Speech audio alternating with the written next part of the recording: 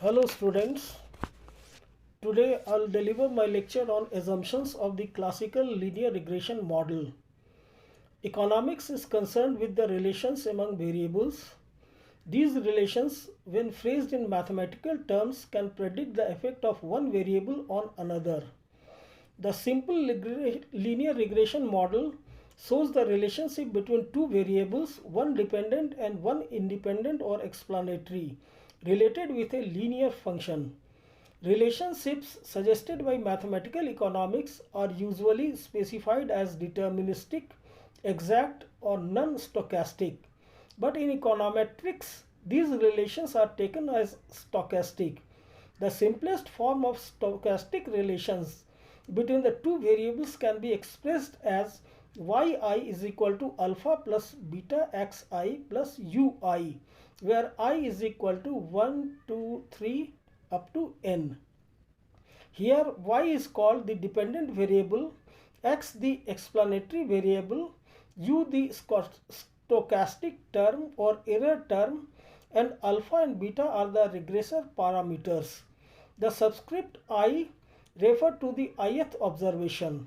The classical linear regression model is based on certain assumptions, some of which refer to the distribution of the random variable u, some to the relationship between ui and the explanatory variable xi, and finally some refer to the relationship between the explanatory variables themselves. The assumptions can be grouped into two categories: A. Stochastic assumptions and B. Other assumptions. First, we will take stochastic assumption. A. Stochastic assumptions. These are assumptions about the distribution of the values of the error term u. And first assumption is ui is a real random variable. The value which ui may assume in any period depends on chance. It may be positive, negative, or 0. Each value has a certain probability of being assumed by u in any particular instance. Assumption 2. The mean value of u in any particular period is 0. That is, expectation of ui is equal to 0 for I equal to 1 to n. This means that for each value of x, you may assume various values, some greater than 0 and some smaller than 0. But if we consider all the possible values of u for any given value of x, they would have an average value equal to 0. With this assumption, we may say that yi is equal to alpha plus beta xi gives the relationship between x and y on the average, that is, when x assumes the value xi, the dependent variable will on the average assume the value yi. Although the actual value of y observed in any particular occasion may display some variation. Sometimes the value of the dependent variable will be bigger than the yi, and at other times it will be smaller than the yi. Yet on the average, the value of y will be equal to yi when x assumes the value xi. That is, on the average, u is equal to 0. Third assumption, assumption 3. The variance of ui is constant in each period. That is, expectation of ui square is equal to sigma u square, where sigma u square is a constant. This assumption is known as homoscedasticity. When this assumption is broken, the problem of heteroscedasticity arises. The variance of ui about its mean is constant at all values of x.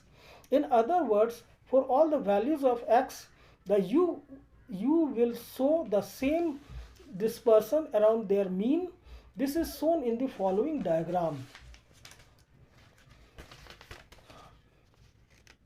In this diagram, this assumption is denoted by the fact that the values of you may assume lie within the same limits irrespective of the value of x. For x1, you can assume any value within the range AB. For x2, You can assume any value within the range CD which is equal to AB and so on. Assumption 4. The variance of ui has a normal distribution. The value of u for each xi have a bell-shaped symmetrical distribution about their zero mean. U is normally distributed with mean 0 and variance sigma u square, and this is shown in the following diagram.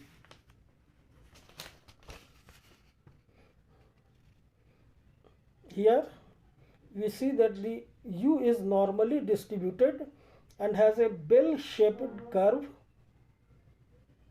with its mean value on y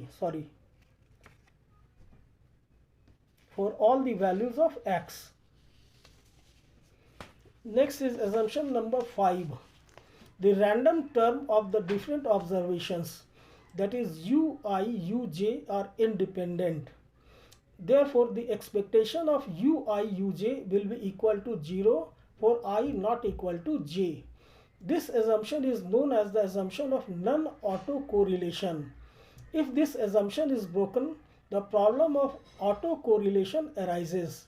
This means that all the covariances of the u's with their other uj's are equal to 0. The value which this random term assumed in one period does not depend on the value which it assumed in any other period. Next is assumption number 6. U is independent of the explanatory variables.